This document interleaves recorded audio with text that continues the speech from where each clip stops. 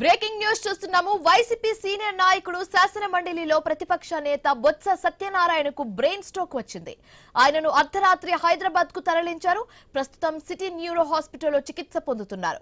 బొత్స ఆరోగ్యం నిలకడగా ఉందని తెలుస్తుంది. ప్రమాదం ఏమీ లేదని వైద్యులు వెల్లడించారు.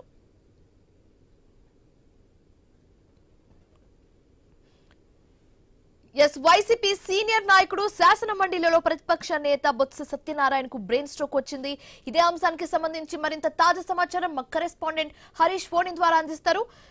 హరీష్, బొత్స సత్యనారాయణకు బ్రెయిన్ స్ట్రోక్ వచ్చినట్లుగా తెలుస్తుంది. ఇప్పుడు పరిస్థితి ఏ విధంగా ఉంది? వైద్యులు ఏమంటున్నారు? పూర్తి డీటెయిల్స్ ఏంటి?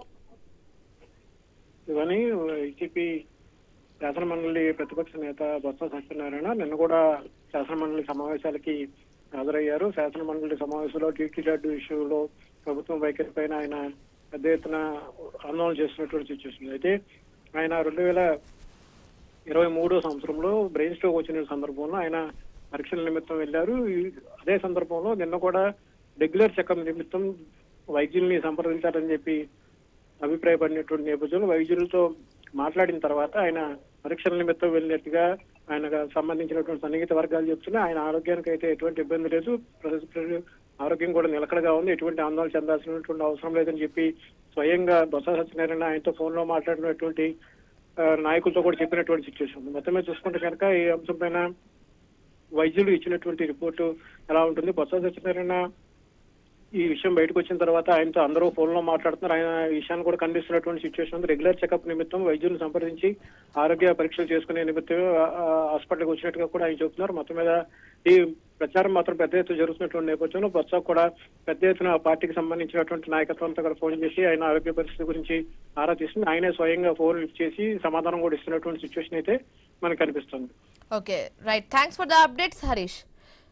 సో మొత్తానికి అయితే కాల్ లిఫ్ట్ చేసి మాట్లాడే సిచ్యువేషన్ లో అయితే ఉన్నట్లుగా తెలుస్తుంది. రైట్, ఇక ఇదే అంశానికి సంబంధించి మరింత తాజా సమాచారం మా కరెస్పాండెంట్ రాజు కూడా మరిన్ని ఇన్పుట్స్ తో రెడీగా ఉన్నారు. ఆయనను కూడా అడిగి తెలుసుకుందాం. రాజు, ఇప్పుడు బొత్స సత్యనారాయణ పరిస్థితి ఏ విధంగా ఉంది? వైద్యులు ఏం చెప్తున్నారు? పూర్తి డీటెయిల్స్ ఏంటి?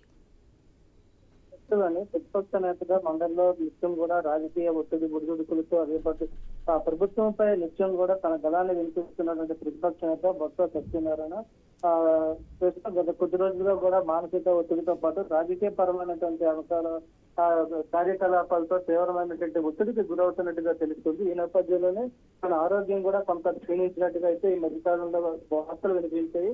అదే నేపథ్యంలో రాత్రి ఒక్కసారిగా కూడా బ్రెయిన్ స్ట్రోక్ గురయ్యారు అంటూ కూడా ప్రచారం జరిగింది. హుటాహుటిన విజయవాడ నుంచి హైదరాబాద్ నుంచి సిటీ న్యూరో సెంటర్ లో అయితే చికిత్స అందిస్తున్నట్టుగా అయితే సమాచారం అందుతుంది. ప్రస్తుతం ఆరోగ్యం నిలకడగా ఉందని చెప్పి వైద్యులు అయితే చెప్తున్నారు. గతంలో కూడా దాదాపు 10 సంవత్సరాల క్రితం ఒకసారి అప్పుడు కూడా పిసిసి అధ్యక్షుడిగా ఉన్న సమయంలో కూడా బ్రెయిన్ స్ట్రోక్ రావడం జరిగింది. ఆ రోజు ఢిల్లీలో అత్యుత్తమమైనటువంటి వైద్యాన్ని అందించడంతో ఆయన ప్రాణాపాయం నుంచి తప్పించుకున్నారు. మళ్ళీ ఇన్ని సంవత్సరాల తర్వాత ఇప్పుడు బ్రెయిన్ స్ట్రోక్ అని చెప్పి ప్రచారం జరుగుతుంది. నిజంగా ఇది బ్రెయిన్ స్ట్రోక్ వచ్చిందా లేదంటే రెగ్యులర్ చెకప్ల కోసం వెళ్ళారా అనేది కూడా తెలియాల్సి ఉంది. ప్రస్తుతం ఫోన్ లో మాట్లాడుతున్నట్టుగా అయితే సమాచారం అందుతుంది.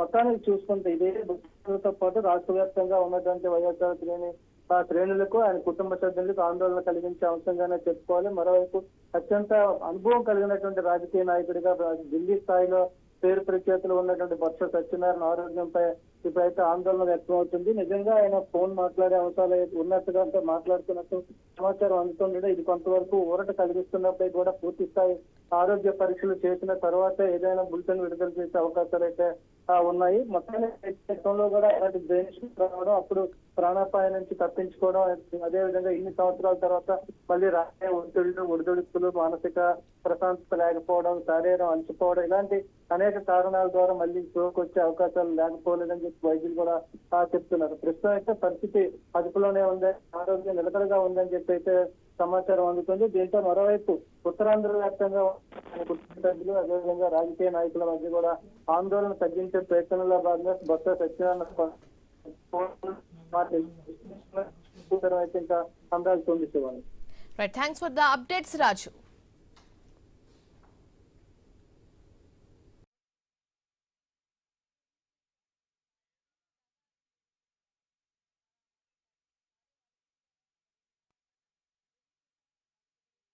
పశ్చిమ బెంగాల్ రాజధాని కోల్కతా